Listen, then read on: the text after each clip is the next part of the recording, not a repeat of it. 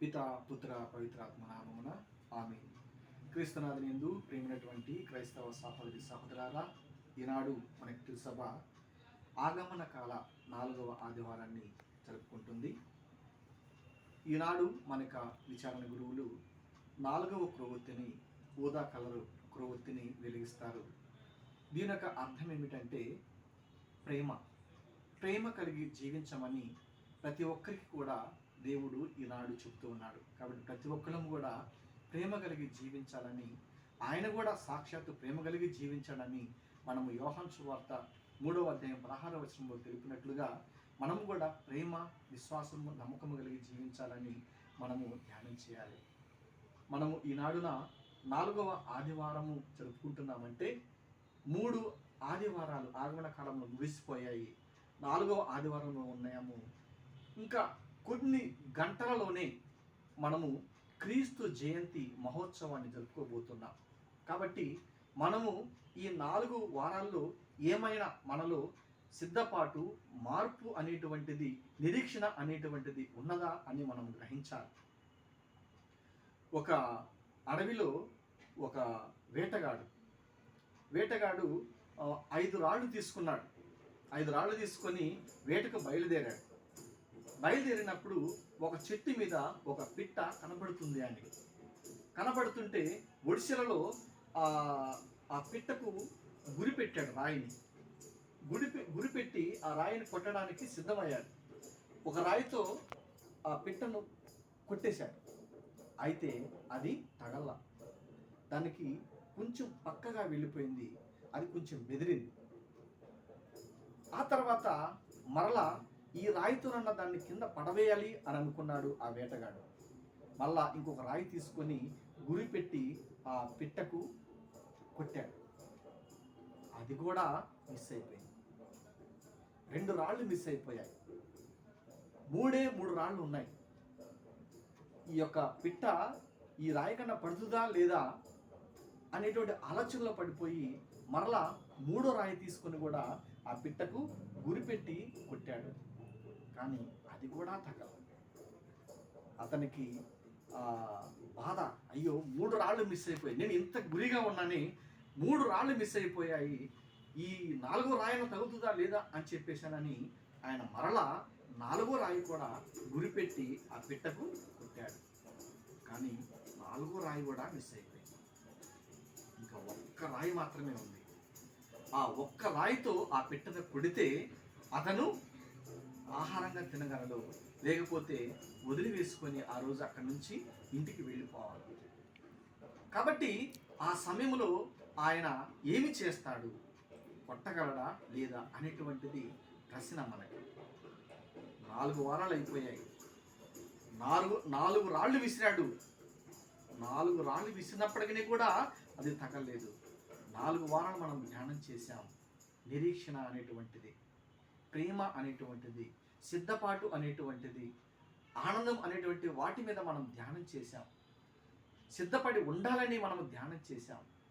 ఇంకా సిద్ధపడి ఉండకపోతే ఆ జరగబోయేటువంటి క్రీస్తు జయంతి మహోత్సవ పండుగలో మనకు అర్హత ఉంటుందా లేదా అనేది మనం గ్రహించాలి. ఈ కొన్ని గంటల్లోనైనా నీవు ఇంకా వెనుకబడి ఉంటే ఒక్కసారి నీ మనసు మార్చుకొని ఈనాడు క్రీస్తు జయంతికి పండుగకు సిద్ధపడు. మనము కొన్ని గంటల్లో వ్యవధిలోనే మనం ఉన్నాం. కాబట్టి దేవుని యొక్క వాక్యాలు ఈనాడు మనకి ఏమి చెబుతున్నాయో మనము ధ్యానం చేద్దాం. మీకా గ్రంథము 5వ అధ్యాయం 1వ వచనం నుండి 4వ వచనం వరకు చూస్తే ప్రభు ఇట్లనుచున్నాడు, బెత్లెహేము ఎఫ్రాతా, నీవు యూదా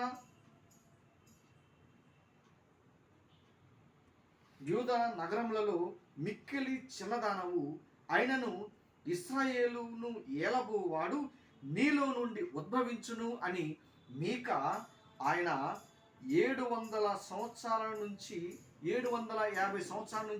700 మధ్య కాలంలో ఆయన ప్రవచించాడు. అది ఈనాడున నెరవేరుతుంది. 750 సంవత్సరాల క్రితము ఆయన ప్రవచించినటువంటి ప్రవచనం నేడు నెరవేరబోతుంది. సువిశేషంలో మనం చూస్తాం. లూకా శుభవార్త 1వ అధ్యాయము మత్తయి సువార్త 2వ అధ్యాయము 6వ వచనంలో యేసుక్రీస్తు పుట్టిన తర్వాత ఒక తార, ఒక నక్షత్రము పుట్టిందని తూర్పు దేశపు జ్ఞానులు ఆ నక్షత్రాన్ని వెతుక్కుంటూ బెత్లెహేం నగరానికి వచ్చి హేరోదు రాజును అడుగుతున్నారు. ఏమని? అయ్యా, యూదుల రాజుగా పుట్టినటువంటి అతను ఎక్కడున్నాడు? బెత్లెహేములో జన్మించినట్లుగా మాకు అర్థమవుతూ ఉంది. అతని పుట్టుక గురించి ఇదిగో సాక్షాత్తు ఒక నక్షత్రము జన్మించి ఉంది, కాబట్టి ఆ తారని వెతుక్కుంటూ మేము ఇక్కడికి వచ్చాము అని అనగలే అతనిలో కోపం వచ్చేసింది. ఇంకొక విధముగా చెప్పాలంటే భయము కూడా అతనికి వచ్చి ఉంటుంది. నేనే రాజునైతే మరి ఒక రాజు పుట్టాడా, ఎవరు ఆ రాజు అనేటువంటి ఆలోచన ఆయనలో కలిగింది. అందుకే ఆ ప్రధాన అర్చకులు, ధర్మశాస్త్రులు అంతా, బోధకులందరూ కూడా పిలిచి ఏం చేశారు? ఇదిగో నిజమేనా వీళ్ళు చెప్పేది, ఈ జ్ఞానులు చెప్పేది నిజమేనా అంటే వాళ్ళు ఏం చెప్పారు? మత్తయి సువార్త 2వ అధ్యాయం 6వ వచనంలో అక్కడ చదువుతున్నారు. ధర్మశాస్త్ర బోధకు, యోదయాస్యమైందని బెత్లెహేమా, నీవు యూదా పాలకులలో ఎంత మాత్రము అల్పమైన దానము కావు, ఏలైనా నా ఇశ్రాయేలు ప్రజలను పాలించువాడు నీలో నుండి వచ్చును అని ప్రవక్త రాసి ఉండిన ప్రభు అని హేరోదు రాజుకు చెప్పాడు. వాడు ఎప్పుడు 750 సంవత్సరాల క్రితం చెప్పినటువంటి మాట యేసుక్రీస్తు పుట్టుకల గురించి అది నెరవేరింది. కాబట్టి దేవుడు తన ప్రజలను కాపాడటానికి, తన ఇశ్రాయేలు ప్రజలను కాపాడటానికి ఆయన జన్మించబోతున్నాడు. ఆయన జన్మిస్తే మన జీవితంలో ఆనందం, ఆయన జన్మిస్తే మన జీవితంలో సంతోషం కలుగుతుంది. కాబట్టి మనం అందుకోసమే సిద్ధపడి ఉండాలని 4 వారాలు మనకి దేవుడు మనకి అవకాశం ఇచ్చాడు. ఈ 4వ వారంలోనైనా మనం పశ్చాత్తాపం పొంది, మంచి మారు మనసు పొంది దేవుని స్తుతించాలని, దేవుని ఆరాధించాలని మనకి దేవునికి వాక్యం చెబుతూ ఉంది. ఆసియా దేశంలో ఒక పేద కుటుంబం ఉంది, భార్య భర్త, తనకి తోడు వాళ్ళు వృద్ధులు. ఆ వెనకటి కాలంలో కరెంటు కూడా లేదు ఆ దేశంలో, ఆసియా దేశంలో.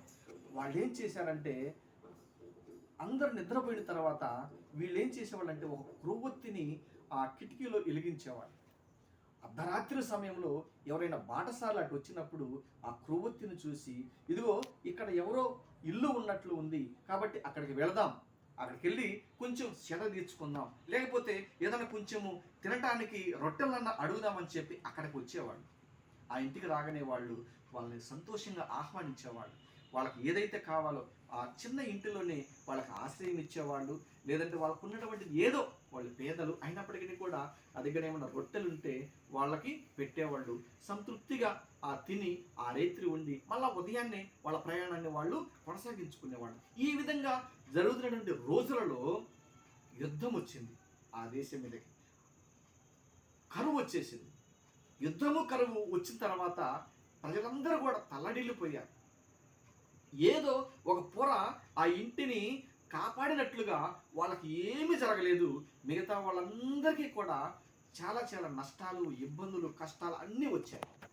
వీళ్ళు మాత్రము చాలా సంతోషంగా ఉన్నారు, చాలా ఆనందంగా ఉన్నారు. కారణం ఏమిటి అంటే, వీళ్ళు ఎవరొకళ్ళకి దారిని పోయేటువంటి బాటసారులకు ఆశ్రయాన్ని ఇవ్వటం, వాళ్ళకు ఉన్నటువంటి ఏదో పెట్టడం వలన దేవుడు ఆ ఇంటిని కాపాడాడు అన్నట్లుగా అక్కడ ఉన్న వాళ్ళందరూ కూడా అనుకున్నారు. మనకేంటి కష్టాలు, మనకేంటి బాధలు, మనకేంటి సమస్యలు, మనకేంటి రోగాలు అని వాళ్ళు బాధపడుతున్నారు. కానీ వీళ్ళు మాత్రము చాలా సంతోషంగా ఉన్నారు. పేదవాళ్ళైనప్పటికీ కూడా వాళ్ళకున్న దాంట్లో సంతృప్తిగా తింటూ చాలా ఆనందంగా జీవిస్తున్నారు.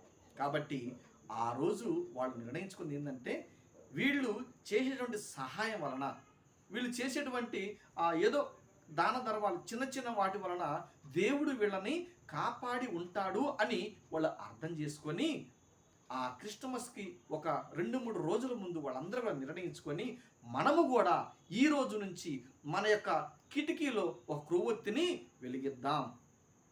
ఆ క్రొవ్వొత్తిని వెలిగించినప్పుడు ఎవరొకరు దారిని పోయి వాళ్ళు చూసి మనకు వస్తారు, మన ఇంటికి వస్తారు, మనము వాళ్ళకి ఆశ్రయం ఇద్దాం, మనకు ఉన్నటువంటి ఏదో వాళ్ళకి పెడదాం అని ఆ రోజున క్రిస్టమస్ ముందు 2-3 రోజుల ముందు వాళ్ళు నిర్ణయించుకున్నారట. అప్పటి నుండి ప్రతి ఇంటి ముందు కిటికీలో క్రొవ్వొత్తిని వెలిగించేవాడు. క్రిస్మస్కి ముందు క్రొవ్వొత్తి వెలిగించే ఆచారము అక్కడి నుంచి వచ్చిందట. ఆ విధంగా ఆసియా దేశంలో, ఆసియా ఖండంలో అనేక మంది బాటసారులు వచ్చినా అక్కడ ఉన్న వాళ్ళందరూ కూడా వాళ్ళకి ఆశ్రయం ఇచ్చేవాడు. ఈ విధంగా ఆ గ్రామం అభివృద్ధి చెందింది. ఈ పేదలు కూడా ఇద్దరు కూడా వాళ్ళు అభివృద్ధి చెందారు. ప్రేమైనటువంటి దేవుని బిడ్డలారా, కాబట్టి ఈ రోజున దేవుడు చెబుతున్నాడు ఏమిటంటే, కీర్తన గ్రంథము 121వ కీర్తన 4వ వచనంలో, ఇశ్రాయేలును కాపాడువాడు కులికిపాట్లు పడడు, నిద్రపోడు అని దేవుని యొక్క వాక్యము మనకు సెలవిస్తుంది. ఈరోజు ఏమిటి, మనము బెత్లెహేము ఎఫ్రాత నీవు యోధా నగరములలో మిక్కిలి చిన్నదానము అయినప్పటికీ కూడా ఇశ్రాయేలును కాపాడబోవాడు నీలో నుండి వస్తాడు అని మనం దేవుని యొక్క వాక్యం వింటున్నాం. కాబట్టి ఇశ్రాయేలును కాపాడేటువంటి దేవుడు మనలో నుంచే వస్తాడు. కాబట్టి ఈ రోజున ఇశ్రాయేలును కాపాడేటువంటి దేవుడు మన యేసయ్య, మన బాలయేసు, మనలను రక్షించేటువంటి వాడు, కాచి కాపాడేటువంటి వాడు. కాబట్టి దేవుని యొక్క వాక్యం చెబుతుంది, ఇశ్రాయేలును కాపాడువాడు కునికిపాట్లు పడడు, నిద్రపోడు. కునికిపాట్లు పడకుండా, నిద్రపోకుండా ఆయన మనలను కాచి కాపాడుతూ ఉన్నాడు, రక్షిస్తూ ఉన్నాడు ఆయన. కాబట్టి అందుకు గాను మనము ఈ యొక్క క్రీస్తు జయంతి కాలంలో, ఆగమన కాలంలో మనం ఎప్పటికప్పుడు సిద్ధపడి మనము రెడీగా ఉండాలని దేవుని యొక్క వాక్యం సెలవిస్తుంది. కీర్తన గ్రంథము 121వ అధ్యాయం 3వ వచనంలో కూడా, అతడు నిన్ను కాలు జారి పడనీయడు, నిన్ను కాపాడువాడు నిద్రపోడు అని దావీదు మహారాజు గారు చెప్తున్నారు.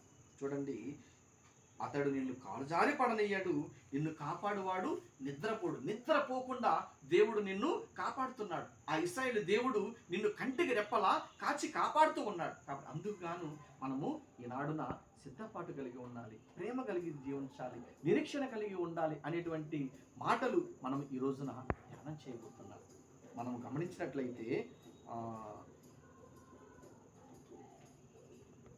2వ రాజుల గ్రంథం 6వ అధ్యాయం 17వ వచనంలో, ఎలీషాకి భగవంతుడు అగ్ని జ్వాలలతో కావలిగా ఉన్నాడు.